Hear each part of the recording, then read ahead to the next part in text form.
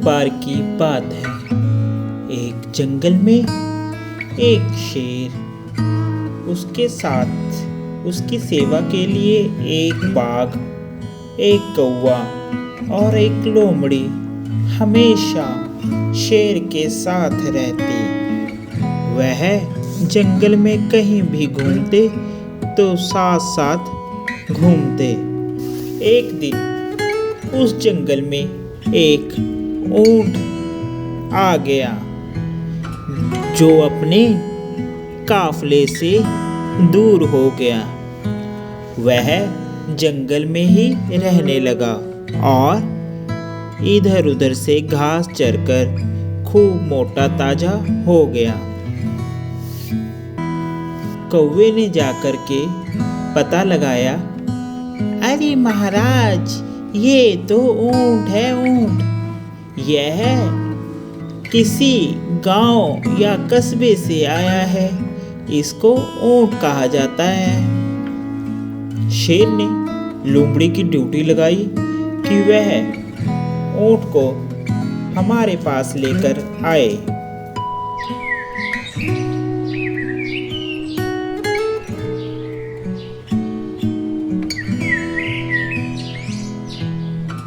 लोमड़ी जाकर के ऊंट को बुलाकर लाती है।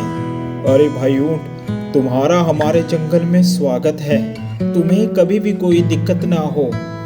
अगर इस जंगल में रहते हुए तुम्हें कोई दिक्कत आए तो तुम तुरंत आकर के मुझसे बताना और इस जंगल में बड़े आराम से रहना।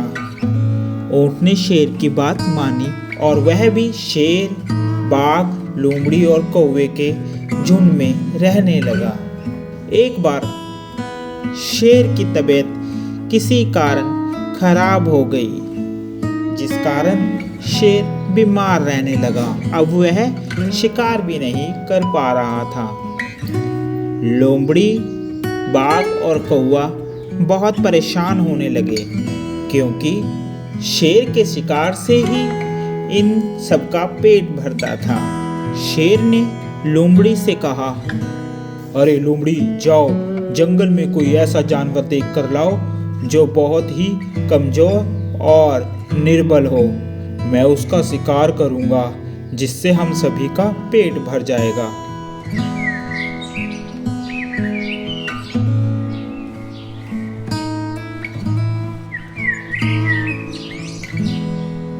लोमड़ी जब जा रही थी तो उसका ध्यान ऊंट पर पड़ा। उसने कहा, इससे स्वादिष्ट भोजन और क्या होगा।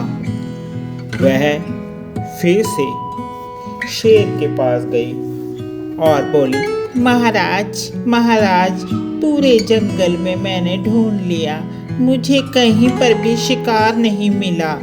शेर ने कहा, अब क्या होगा, अब भूखा ही रहना पड़ेगा।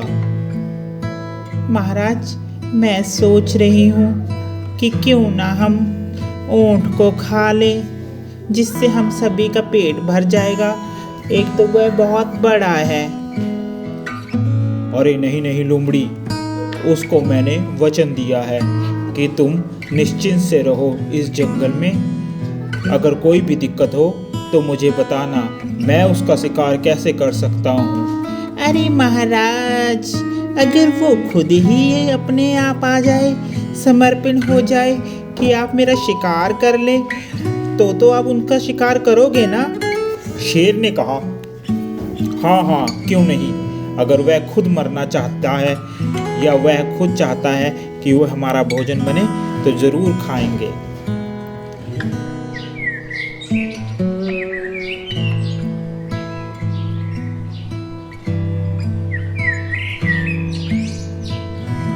लोमड़ी रही दिमागदार और चालाक। बाघ, कौवा और लोमड़ी साथ में ऊंट तीनों बातें कर रहे थे। अरे देखो, महाराज की हालत कितनी खराब हो गई है। अब तो महाराज मरने के किनारे हैं। हमारा फर्ज बनता है कि हम एक एक कर कर अपने आप को महाराज के आगे पेश करें, जिससे महाराज को भोजन मिल सके और हम सभी का राजा जिंदा रहे। सभी ने हामी भरी। ऊंट ने भी देखकर सिर हिला दिया।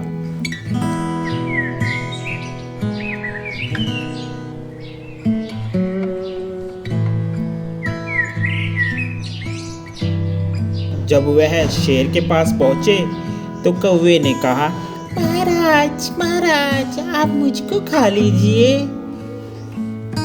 अरे तुम तो बहुत छोटे हो, तुमसे हमारा पेट कैसे भरेगा। फिर लूमड़ी ने कहा, महाराज आप मेरी जान ले लीजिए, इससे आपका पेट भर जाएगा और आपकी जान बच जाएगी महाराज। शेर ने लूमड़ी का मांस खाने से भी इनकार कर दिया। नहीं नहीं, मुझे नहीं खाना तुम्हारा मांस, जाओ तुम।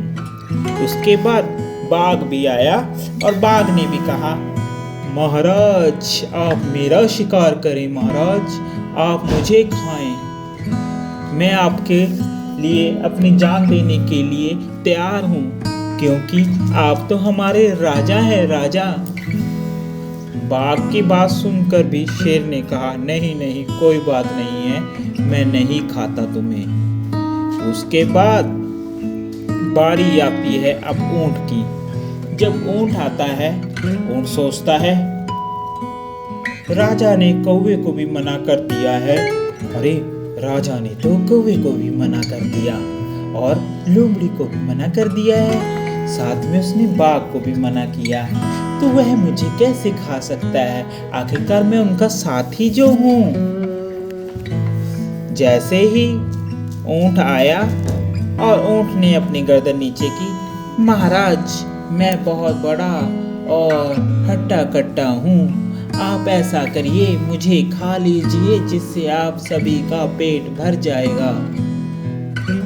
राजा ने आओ देखा ना ताओ देखा, सीधा ऊंट पर झपट्टा मारा और ऊंट को मार दिया और सभी ने मिलकर के ऊंट का शिकार किया। कहानी से हमें यह शिक्षा मिलती है कि अगर हम दुष्ट लोगों की संगत में हैं तो हमें चेतन्य रहना चाहिए और होशियार रहना चाहिए और सदैव सावधान रहें, उनकी मीठी बातों पे ना आए। आपको हमारी वीडियो कैसी लगी सब्सक्राइब जरूर कर दे और साथ चैनल को लाइक भी कर दे। Thank you for watching.